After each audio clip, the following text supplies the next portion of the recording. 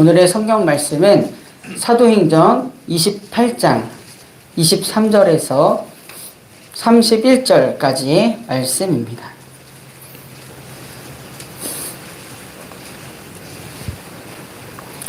사도행전 28장 23절에서 31절까지의 말씀을 다 같이 교독하시고 마지막 절은 함께 읽도록 하겠습니다.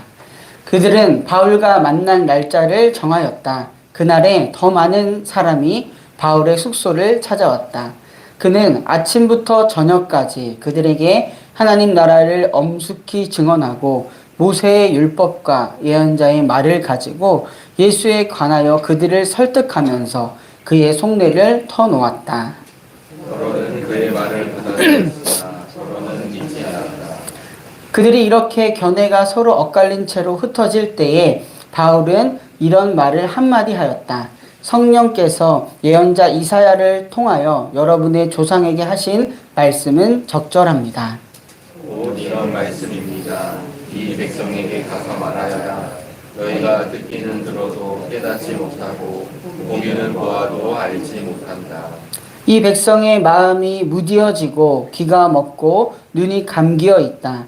이는 그들로 하여금 눈으로 보지 못하게 하고 귀로 듣지 못하게 하고 마음으로 깨닫지 못하게 하고 돌아서지 못하게 하여 내가 그들을 고쳐주지 않으려는 것이다. 그러므로 여러분은 하나님의 이 구원의 소식이 이방 사람에게 전파되었음을 알아야 합니다. 그들이야말로 그것을 듣고 받아들일 것입니다. 바울은 자기가 얻은 셋집에서 꼭 2해 동안 지내면서 자기를 찾아오는 모든 사람을 맞아들였다. 그는 아무런 방해도 받지 않고 아주 담대하게 하나님 나라를 전하고 주 예수 그리스도에 관한 일들을 가르쳤다. 아멘. 네, 오늘도 우리에게 새로운 한 날을 주신 하나님을 찬양합니다. 네, 그 하나님을 예배하기 위해 이 자리에 있는 우리 사랑하는 모든 성령의 성도님들에게 주님의 평안이 임하기를 바랍니다. 사도 바울은 그 당시 최고 유대 스승 아래에서 배울 만큼 배운 사람이었습니다. 가방끈이 긴 사람이었죠. 그 다음에 바울은 유대 공회의 공회원이었습니다. 엘리트 계층이었다는 것을 알 수 있습니다. 또한 출생할 때부터 그 당시 로마의 시민권자이기도 하였습니다. 로마의 시민권자라는 것은 그 당시 그 누구도 함부로 건드릴 수 없음을 또 의미합니다. 정말 모든 조건을 갖춘 사람이라고 말할 수 있는 사람이 바울이라는 사람이었습니다. 예수님을 만나기 전 바울은 유대교를 위해서 그리스도인들과 교회를 핍박하는 자였습니다. 그는 성경에 따르면 교회를 잡멸하려고 하였다라고 기록되어 있는데요. 이 잡멸하다라는 단어를 언어적으로 보면요, 멧돼지가 포도원을 파헤치는 것을 묘사할 때 사용되었습니다. 그만큼 바울이라는 존재가 교회에 또한 믿는 자들에게 아주 큰 피해를 주었다라는 것을 알 수가 있죠. 예수님을 믿는 사람들이 사는 집에 들어가서 남녀를 불문하고 끌어다가 옥에 넘기는 사람이 이 바울이라는 사람이었습니다. 이렇게 바울은 아주 살기가 등등하여서 그리스도인을 붙잡고 아예 교회를 잔멸하려는, 파괴하려는 자였습니다. 성경에서 이 바울의 첫 등장은요, 그 스데반 지사님이 성령을 충만해서 설교를 한 후에 사람들에 의해서 돌에 맞아서 순교를 합니다. 그 현장에서 사울이라는 이름으로 이 바울이 등장을 하는데요. 그때만 해도 그는 그리스도인들을 못마땅하게 여기는 사람으로서 스데반의 죽음을 마땅하다라고 여겼던 사람이었습니다. 그만큼 예수 그리스도와는 거리가 먼 사람이었죠. 그러던 그가 그리스도인들을 괴롭히고 잡아 옥에 넣고 하던 중 그 가는 길에서 부활하신 주님을 만나게 됩니다. 더 정확하게 표현하자면 부활하신 주님이 그를 만나주십니다. 사울아 사울아 내가 나를 핍박하느냐. 그 이후 바울은 그리스도인을 핍박하는 자가 아닌 그리스도를 전하는 자가 됩니다. 그 이후 바울은 예수님을 전하기 위해 안디옥에서부터 시작해서 에베소, 아테네, 고린도, 갈라디아, 부르기아 등 4번에 걸친 선교 여행을 하였습니다. 이 선교 여행은 결코 쉽지 않았습니다. 이전에는 그가 그냥 자기의 맘대로 자기 가진 힘과 권력으로 사람들을 부렸다면 복음을 전하는 일을 하다가 유대인들에 의해서 고소를 당하고 법정도 서게 되고 맞아 죽을 뻔하는 경험도 하게 됩니다. 다행히 그런 여러 어려움 속에서도 바울은 그가 태생적으로 가졌던 로마 시민권을 가졌기 때문에 결국에는 로마로 안전하게 호송됩니다. 이 모든 과정 중에서 바울은요, 신약 성경 중에서 신약 성경 27권 중에서 절반에 해당하는 13권을 기록하게 됩니다. 바울의 영향력, 바울이 직접 기록하는 그런 신약 성경이 13권이나 됩니다. 떨어져 있는 교회, 믿는 자들을 위해 편지를 썼던 것이죠. 바울의 이 편지가 빠지면 신약 성경이, 오늘날 우리가 읽는 신약 성경이 성립됐을까 싶을 정도로 바울의 편지는 비중이 컸습니다. 그리고 오늘 본문은요, 성경에서 바울의 마지막 모습을 기록한 내용입니다. 먼저 바울은 그토록 가고 싶었던 그 당시 세계의 중심지인 로마에 도착을 하였습니다. 그리고 그 로마에 있었던 유대인 지도자들을 초청하여 대화를 나눴다라는 것을 알 수가 있습니다.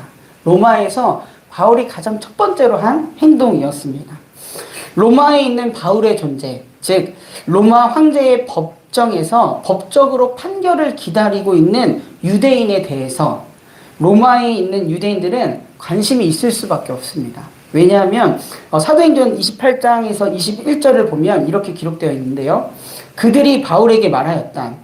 우리는 아직 유대로부터 당신에 관한 편지를 받은 일도 없고 동포들 가운데서 아무도 여기에 와서 당신에 대해서 나쁘게 말하거나 소문을 낸 일이 없습니다.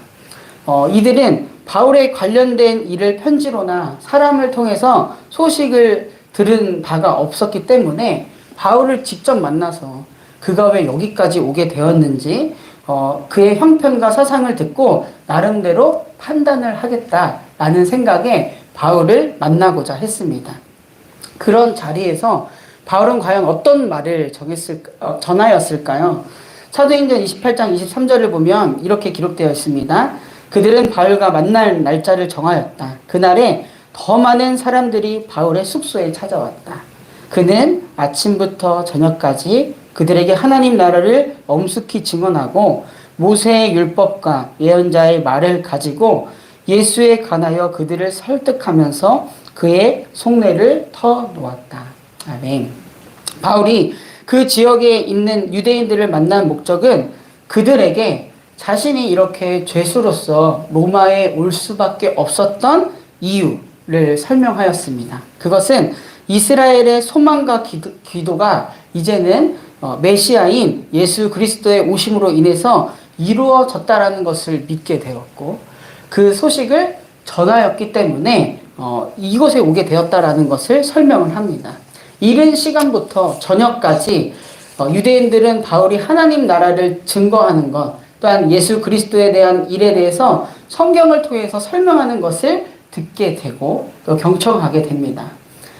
그런 유대인들의 반응은 두 가지였다라고 오늘 성경은 기록하고 있는데요. 24절입니다. 더러는 그의 말을 받아들였으나 더러는 믿지 않았다라고 기록하고 있습니다.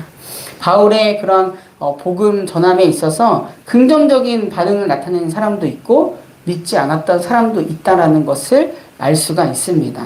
이렇게 바울은 하나님의 말씀에 순종하여 어디에 있든지 복음을 전하는 자였습니다.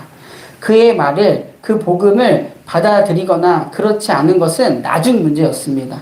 자신을 죽이려는 자에서 살리는 자로 변화시킨 예수 그리스도를 전하는 것이 먼저였습니다. 자신을 구원하신 하나님을 마음을 다해 전하는 것이 가장 우선이었습니다. 왜냐하면 자신을 구원하고 변화시킨 그 복음이 그곳에 있는 유대인도 변화시키리라는 그런 믿음이 있었기 때문이었습니다. 그래서 로마에 가서도 가장 먼저 했던 일은 예수님을 믿지 않았던 유대인들을 초대해서 약속을 잡고 아침부터 저녁까지 하나님 나라를 전하고 예수 그리스도를 전하였습니다. 이런 바울의 모습을 통해서 우리는 복음 전도자의 모습을 보게 됩니다. 우리 또한 우리가 있는 자리에서 듣는 자가 어떤 반응을 보일지에 앞서서 어디에서든지 하나님을 전하는 자가 되어야 하겠습니다. 그리고 그 복음 전도자의 모습을 위해서는 나를 구원하신 예수 그리스도 그 복음에 대한 믿음이 자리 잡아야 하겠습니다. 이 믿음을 위해서 기도하는 우리가 되어야 하겠습니다. 그리고 저는 오늘 본문 성경을 보면서 가장 눈에 들어왔던 구절이 있는데요. 사도행전의 가장 마지막 부분이 28장 30절과 31절의 말씀입니다. 바울은 자기가 얻은 셋집에서 꼭 2해 동안 지내면서 자기를 찾아오는 모든 사람을 맞아들였다. 그는 아무런 방해도 받지 않고 아주 담대하게 하나님 나라를 전하고 주 예수 그리스도에 관한 일들을 가르쳤다. 그 당시 세계의 중심부였던 그 로마에서 만 2년 동안 사역한 사도 바울의 모습을 우리는 이 본문을 통해서 그릴 수 있습니다. 어떤 모습인가요? 사도 바울은 성령이 주시는 담대함을 가지고 그리고 하나님의 도우심으로 로마의 법정을 통하여 방해도 받지 않고 하나님을 전할 수 있었습니다. 그리고 바울이 전하는 내용에는 하나님 나라가 핵심이었다라는 것을 알 수가 있습니다. 바로 하나님께서 지금 우리를 다스리고 계신다라는 내용이었고요. 그리고 그 하나님의 다스림은 이 땅에 오신 예수 그리스도를 통하여 시작되었다라는 내용을 전하였습니다. 그리고 저는 본문에 이 바울의 마지막 모습을 그리면서 이 장소가 참 눈에 들어왔습니다. 자기가 얻은 셋집에서, 지금의 월셋집으로 생각하시면 될 것 같습니다. 월셋집.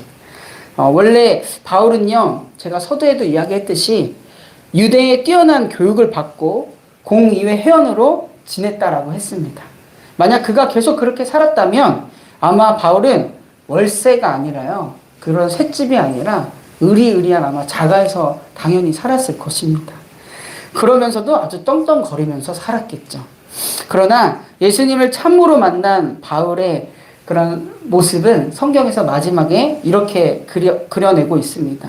예수님을 만나 더욱 의리한 집에서 복음을 전했다가 아니라 예수님을 만나 정말 그가 어디에 있든지 그리 중요하지 않았다. 비록 월세라 하여도 그런 셋집이라 하여도 하나님이 보내신 곳이라 생각하고 그곳에서 기쁜 마음으로 자신에게 오는 사람들을 맞아들이고 하나님 나라와 복음을 전하였다라고 성경은 기록하고 있습니다. 사랑하는 성도님들, 저는 바울의 이런 모습을 보면서 이런 생각을 해보았습니다. 과연 우리가 있는 자리에서 무엇을 전하고 살아가고 있는가라고 말이죠. 내 주변의 사람들이 나의 모습을 보면서 과연 어떤 것을 느낄까? 바울은 그가 교회와 그리스도인들에게 쓴 여러 편지의 그 내용처럼 살았습니다. 그 자신이 그리스도의 편지가 되어서 그리스도를 전하며 어디에서나 산 그리스도인이었습니다. 아마 그의 주변 사람들은 그 바울을 보며 과연 저 사람은 하나님 나라와 예수 그리스도를 빼면 무엇이 남는 사람일까? 이렇게 생각하지 않았을까요? 월세집, 자신의 소유는 아니고요. 잠깐 빌려서 사는 집입니다.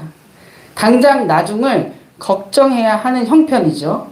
근데 어떻게 보면 우리는 이 땅에서 이런 셋집, 월세집을 사는 존재입니다. 이 땅은 우리의 소유도 아니고요. 우리가 영원히 살 수 있는 것도 아닙니다. 그러나 이 땅이라는 셋집에서 우리는 영원하신 하나님을 만났고 그분과 관계하며 살아가는 정말 축복을 누린 자들인 줄 믿습니다. 셋집에 살지만 하나님 나라라는 그런 보증이 있기 때문에 나중을 걱정 안 해도 되는 자들이 바로 오늘 예수님을 주인으로 모신 우리들입니다. 그러기에 그 누구보다 그 어디에서나 평안할 수 있는 게 바로 오늘 우리들입니다. 바울은 이 사실을 알았던 것입니다. 그가 그래서 어디에 있든지 하나님과 함께하면 영원한 하나님의 나라를 살게 된다라는 것을 알고 그것을 전하는 자가 되었던 것이죠. 그리고 그 축복을 자신뿐만이 아니라 자신의 주변 동족들에게도 전했던 것입니다. 한 가지 질문을 하며 말씀을 마치고 싶은데요. 우리 사랑하는 성도님들은 여러분이 지내고 있는 이 땅이라는 셋집에서 어떤 일이 일어나고 있나요? 여러분이 지내고 있는 셋집에서 비록 우리가 잠시 이 세상을 살아가지만 그런 우리에게 하나님 나라는 영원히 살 것을 허락해 주신 그런 하나님의 기쁨을 전하는 우리가 되기를 간절히 바랍니다. 이 땅에서의 그런 셋집이 정말 우리가 가난하다라고 할 수 있지만 결코 아닙니다. 하나님을 그곳에서 전한다면, 하나님과 그곳에 함께 한다면 우리가 사는 셋집은 그 어디보다 가장 부요한 곳이 될 것입니다. 그러한 삶을 사는 우리 모두가 되기를 바랍니다. 제가 기도하고 말씀 마치도록 하겠습니다.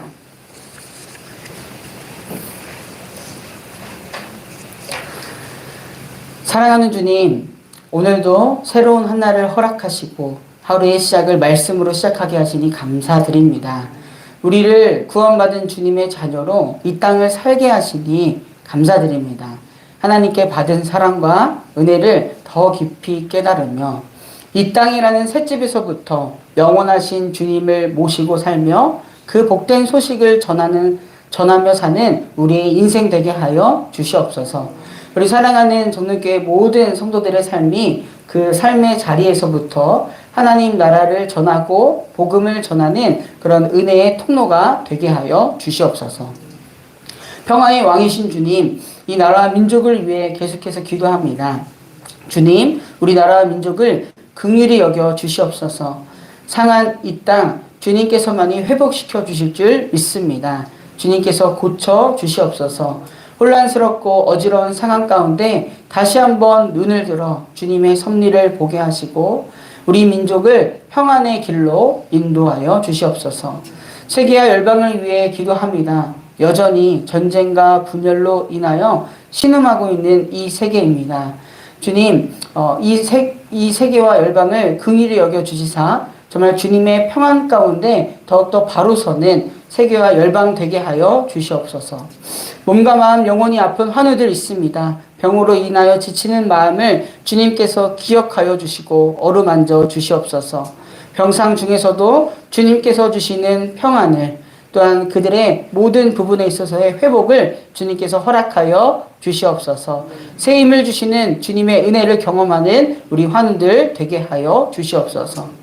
오늘은 교회에서 화요 중보 기도회가 있습니다. 무엇보다 주님의 마음을 가지고 중보하는 시간, 기도를 통하여 일하시는 하나님을 경험하는 복된 시간 되게 하여 주시옵소서. 부르신 자리에서 하나님을 부르시는 자들이 기도의 용사인 줄 믿습니다. 한 명 한 명 정말 기도의 용사로 바로 서는 시간 되게 하여 주시옵소서. 대림절의 순례를 이어가고 있습니다. 이미 우리에게 오신 예수 그리스도를 기억하며 다시 오실 주님을 기다리며 지금도 함께 하시는 임마누엘 하나님과 동행하는 우리 정릉의 모든 성도들 되게 하여 주시옵소서. 이 시간 주님께 마음과 정성을 드린 손길이 있습니다. 주님, 이 드린 손길을 기억하여 주시고 또한 드려진 예물 하나님 나라를 위하여서 귀하게 쓰이게 하여 주시옵소서. 이 시간 각자의 기도의 제목을 가지고 하나님께 나아왔습니다. 기도를 통하여 하나님의 뜻 알게 하시고 그 뜻에 따라 살아가는 한 날 되도록 우리 삶을 인도하여 주시옵소서. 이 모든 말씀 지금도 살아계셔서 우리와 함께 하시는 우리 구주 예수 그리스도의 이름으로 간절히 기도드립니다. 아멘. 하늘에 계신 우리 아버지여, 이름이 거룩히 여김을 받으시오며 나라가 임하시오며 뜻이 하늘에서 이루어진 것 같이 땅에서도 이루어지이다. 오늘 우리에게 일용할 양식을 주시옵고 우리가 우리에게 죄 지은 자를 사하여 준 것 같이 우리 죄를 사하여 주시옵고 우리를 시험에 들게 하지 마시옵고 다만 악에서 구하시옵소서.